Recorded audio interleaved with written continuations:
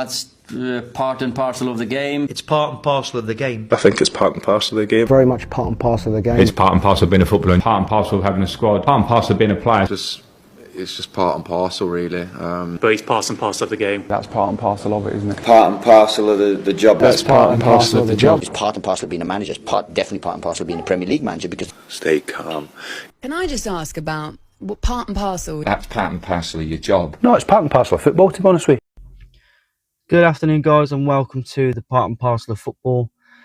This episode, I'm going to have a look at the bill that was trying to pass in the government, in which they try to allow 10 free games, Premier League games that is, to be aired on free-to-air channels.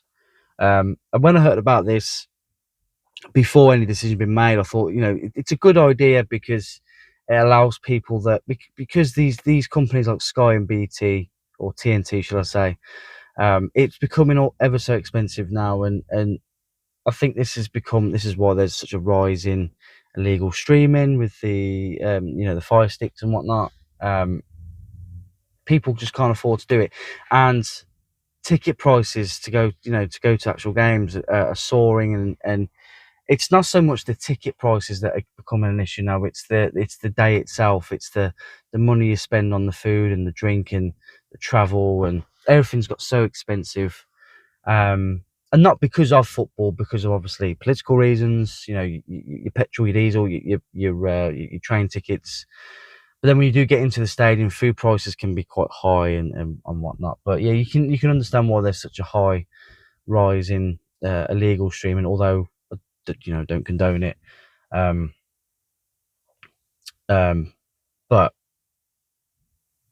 what I would say is, in regards to this, so yes, it's a good idea to do this, but it annoyed me with the reasoning for it, and it was they used the cost of living crisis as to why they wanted to do it. And I looked at it in one sense, it's yes, okay, good idea. You want people to not save money, but not worry about spending money to watch these sort of games. And I don't think it really matters what game it is, because me being me, I'll watch any game of football, whether it's on free to air or Sky or TNT. I love just watching football. But when they use the cost of living crisis comment, that's when I kind of got my back up, because to me it was like, well, the reason why we're in a cost of living crisis to begin with is because of you, the government, and the cock up with, the way Liz Truss had handled the economy. And I'm not a political person. I'll put that out there. I don't really follow politics, but I just get annoyed when politics is involved in football, to get to point score, from the government's point of view. And yeah, so when they said it was the cost of living crisis, blah blah, and so I'm like, well, you're the reason why we're in this position in the first place. You are the reason why prices are soaring astronomically through the roof, and do not use football and football fans to point score, because you're quick to ridicule football fans when something's negative, when negative happens.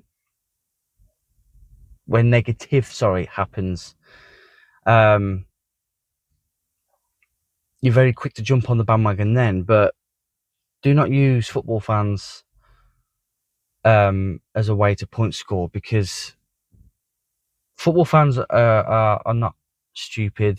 They are not naive. And to be honest with you, when this bill was trying to be passed, I think there was a lot of negative attitude and opinions around it, more than positive. More so because I think there were some fans that were, you won't see a Liverpool United game or an Arsenal City game or a big derby game in these games that are being made free to air, free to watch. It will be some the way to say it respectfully, a game that doesn't really matter or impact the league in a sense. It'll be them sort of games, potentially. Again, I don't know, but this is the opinions of the football fans surrounding this when this first came out. And then what I found funny and a bit, it made me think a little bit as to why they decided to refuse this bill. It came out, yes, okay. 300 plus MPs denied this bill to be passed, but then an hour later,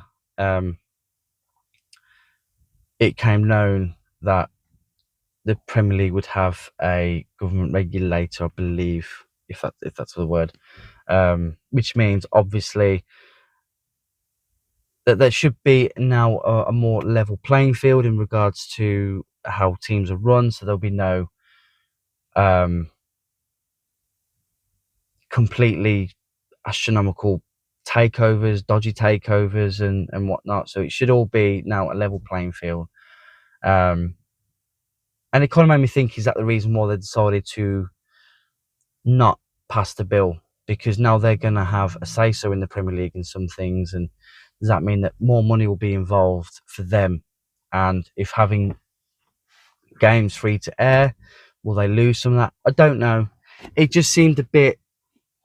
It was something didn't sit right with me with it. So I'm sure there'll be some people that will have opinions on this, and I'm sure people will know more about it than I do. Like I said, I am not into this sort of thing, but again, it was just another thing that I wanted to talk about, and I'd hope to get your reaction on it. Please leave a comment on the Spotify post when this goes out, and just let me know what you think. If I'm just being stupid or I'm just completely waffling and I don't make sense, I don't know. But it just, again, it didn't sit right with me when this all came about, and I was annoyed with the whole cost of living crisis, and we want to help the public and watch the. Yeah, you don't, mate. You're doing it for yourselves. You're doing it to point score, and you're doing it to potentially help yourselves when it comes to elections, whatever. So yes, I think it's all really to save face and make themselves look better than what they are, because we know the government are not the best at telling the truth. But I'd love to hear your thoughts, guys. Please, again, leave a comment. Thank you for listening. I appreciate the first episode got a few plays, so I really appreciate that. Kind of made me feel better about the whole thing, because I was unsure whether to do podcasts or not. Even though I wanted to do it,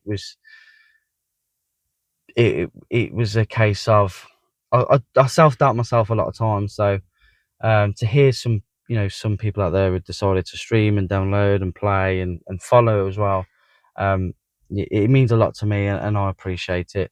So again, thank you for that, guys, and I'll catch you on the next episode. Cheers everybody.